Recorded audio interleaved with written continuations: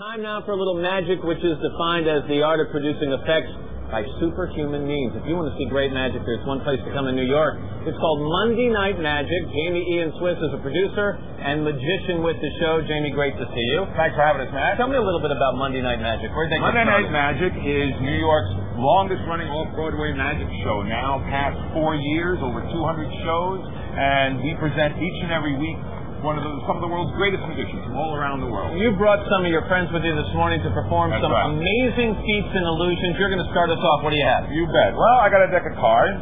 And do you gamble much? Not much. Well, here's a little tip for you. If you sit down at the table in Las Vegas and you see a guy do this, you're in big trouble. Yeah, it's just a little inside tip, okay?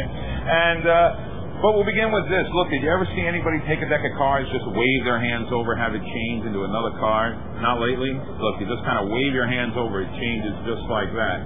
Now, you don't always have to wave your hands over it like that. Sometimes you just, people are going to talk, man. Yeah. Sometimes you just give it a little snap, it changes just like that. Here, now watch again, just a little snap, it changes just like that. Now, later the cavity starts. Now, it's a completely ordinary deck. It's the only kind I ever use. Frankly, I find anything less to be sleazy. You know, sure, that's what I know. But I'll tell you what, can you see these cards? I can. Look them over. Just think of any card that you see. Think of one that you see. Let me know as soon as you have one. I Okay? got it. You have one already? Yeah. Great. All right. Keep a picture of it up in your mind. I'm going to try and reach in and pluck it out without knocking too much over on the way. Fair enough? Yeah. I get the feeling it's a black card. Is that true? It is a black card. I get the feeling it's a club. Is that correct? No, it's not. I get a psychic vibration. It's a spade. Spooky how how I knew that, huh? Okay, I get the feeling, though, but the fact of the matter is there's no way I could possibly know what card you were going to think of just by looking all these cards over, right? That means I need to rely on you to tell me the truth when I show you the cards. I promise you. Do me a favor, you would. Hold out one hand for me just like this. Tell me the truth, Matt. Were you thinking of the ten of spades? Bummer, dude. If it wasn't the ten, what was it? Name your card. The Queen of Spades. Wait, you looked over all these cards, you thought of the Queen of Spades? I did. Are you ready for some real magic today? Turn it over. You're freaking me out. How about that? Jamie Ian Swiss, that was Thank you very much. Thank you. Very nicely done. Thanks a lot. We've got more magic left in hand. That's right. Now I'm here with magician Michael Chaut. Michael, how is your style different? Well, I do magic with everyday objects. In fact, I noticed you have a ring. I do. It's my wedding ring. Oh. You be careful with I'm that ring. very good with wedding rings. Now, here, watch. What a lovely ring. Your ring right there couldn't be more fair. Less than 3 seconds. Watch. 1, 2. Don't worry. Sometimes I don't even give them that. But I'll tell you what I'm going to do because I like you. I'm going to give you the keys to my car as collateral. Can you open my key case? Certainly. Let me show you which key it is so you know. This is the key to the house. There's the mailbox key. There's the office key. That's the car key. And oh, my. That must be the key to your heart. Unbelievable. You guys, look, it's hooked in. Unbelievable. That is so amazing. Now, have you noticed I haven't given your ring back just yet? Yes, I am. I'm getting to that. Now, Ann, let me ask you a question. This is the ring you gave me? Right. Very generous of you. Isn't she sweet? No, look. The one my husband gave me. There you go. Give it back. Your ring right there couldn't be more fair. Less than 3 seconds. Bing.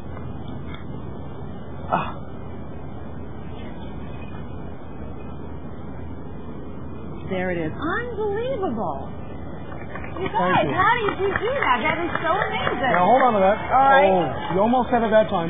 Don't worry. I have Killing me, an Michael. insurance policy. Good. It actually says if I can't find your ring, I have to give you the contents of my wallet upon the termination of the magic trick. So we're going to cut to the chase. We'll see what we have.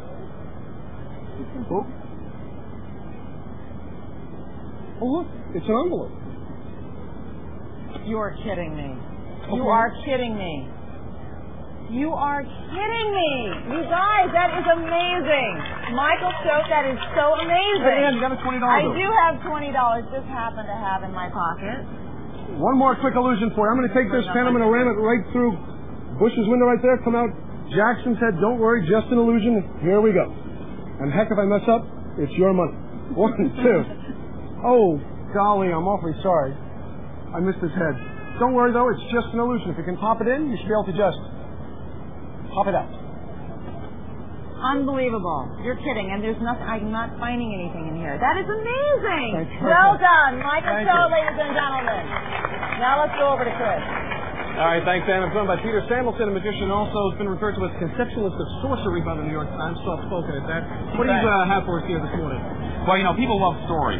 it's like a movie with not just special effects. There's a plot. There's a story to it. Sure. So I'm going to tell you a story. It's actually an old story. It's an ancient story. As a matter of fact, it's so old that it's a myth. Would you do me a favor? Would you just take that pen and write on the corner of this napkin, would you just write your initials? Just anything. Right in there. Yep, there you go. Chris has got his initials right on there. Now I'm going to tell you the story. The story goes something like this. The ancient story of the phoenix. The phoenix lived for 500 years. It was a rare bird. It resembled a falcon or an eagle. It was scarlet and it was golden. Cheap origami. Yeah, exactly. Well, you're about to meet the phoenix, because the phoenix would build a nest after those 500 years, and then build that nest and sit and flap its wings really rapidly until it caught on fire. Do me a favor. Would you please light that light, or we're going to catch the phoenix on fire here? The fire department's happy about this. That's right. Just a little bit, maybe lower it down just a little bit. We'll get a little flame on there. Good. Beautiful. Good. Let that go out. The phoenix would burn for days and days and weeks until all that was left were those glowing embers, the ashes and the smoke that rose into the night. But that's not the end of the story, because the phoenix would rise again. Do me a favor, would you please hold on to the burnt section right under there? I'll take that lighter back. Just hold on to that, just like that. There you go. Just hold it up a little bit higher there, because out of those burnt ashes, the phoenix would rise again, say the magic words, Monday Night Magic, and there you have it. Completely restored, unharmed. Wow.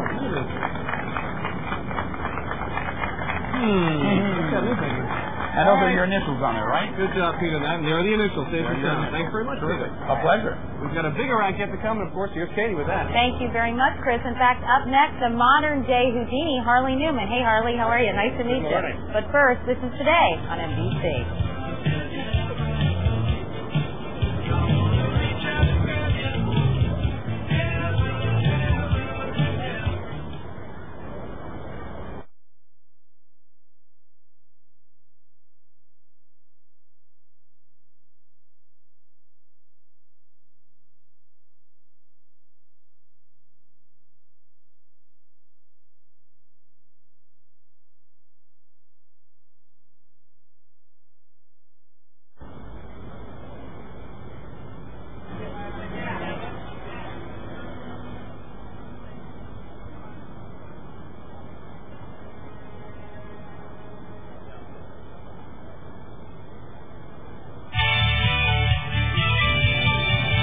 In 1923, New York City came to a stop when Harry Houdini performed his famous straitjacket escape. This morning we have added a crane, some fire, and magician Harley Newman to give you our version of Houdini's famous trick. Harley, as you see, is a little tied up right now. So we asked fellow magician Jamie to come back and describe what Harley is about to do. Hi, Jamie. Harley Newman holds a number of world records for dangerous stunts, some so dangerous that even the Guinness Book wouldn't include them. In this case, he's been strapped into a regulation straitjacket, which is still used today legally under federal jurisdiction. Something that Harry Houdini never did, though, was set fire to this rope. Now, the record for getting out of a normal jacket like this, a regulation jacket, is about 1 minute. We're hoping that Harley's going to be able to beat that. We know he can get out. We hope he can get out in time.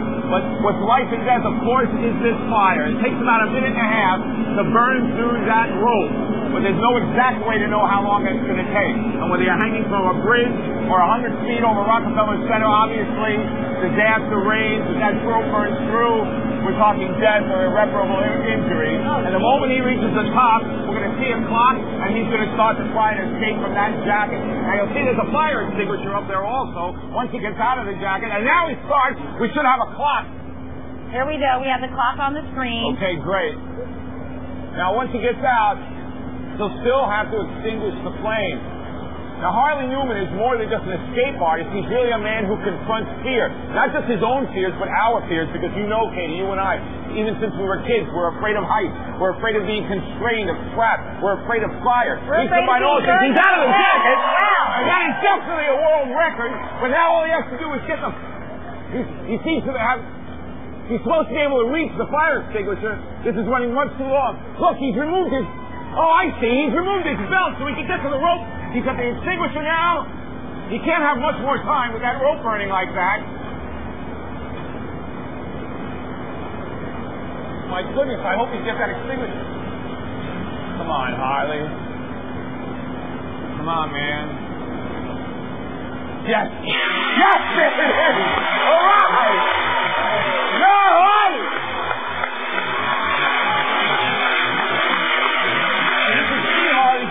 for this week thanks to Warp Sports in Freedom, Pennsylvania at the Zap Amateur Open Tournament.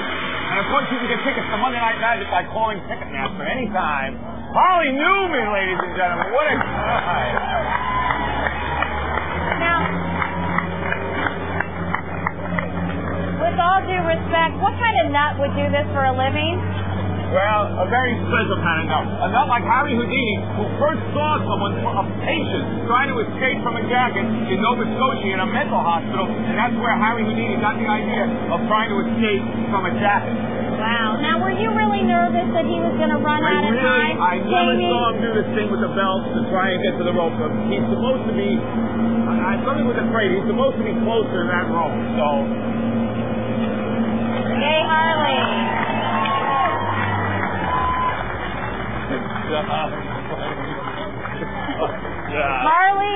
Harley, how you doing? I'm good. It's a little dizzy up there when it starts spinning. I was going to say, was it a little nerve-wracking up there? Jamie sounded nervous. I'm not sure if it's part of the act or... He's good. He always sounds that way. Really? When you do things like this, it's like solving a puzzle. So every time there's a different piece of puzzle, you have to figure out how to fit it together. Now, how did you get into this in the first place, Harley? How did you become interested in this kind of act? I started out as a circus clown, and I got sidetracked a couple of times, and then decided, well, I know how to do a lot of sideshow things, and I like escapes, so I'll see what I can do with that. When I asked you if I could compare you to Harry Houdini, you didn't like that much because you say Houdini relied on... Well, he used a lot of trickery. That's okay. I mean, if he was doing something like this, he usually had a crew of about a half dozen people helping him out somehow. Yeah. And I'm glad to have friends, but when I'm up there, I'm alone. You're all on your own. Well, we have an instant replay of your trip. Heck out of us. Thank you. That was That's the my whole job. idea. I know. I didn't like it. Have you ever had an incredibly close call, Harley? Seriously? Other than this morning, of course. You know, close is an interesting term. It's a very relative thing. So, for me, close is very different than what other people might think of as close. Yeah, you look at fear in the face. You look fear in the face, and you laugh at fear. Well, it's a puzzle. There's a way of seeing through it. And, you know, in our society, we're trained to be scared within fairly predictable patterns. So I can look at myself and see those patterns in myself and try to, you know, work my way through some of them. Little mind over matter going on Yeah, there. definitely. Mind is up to that. Anyway, thanks so much.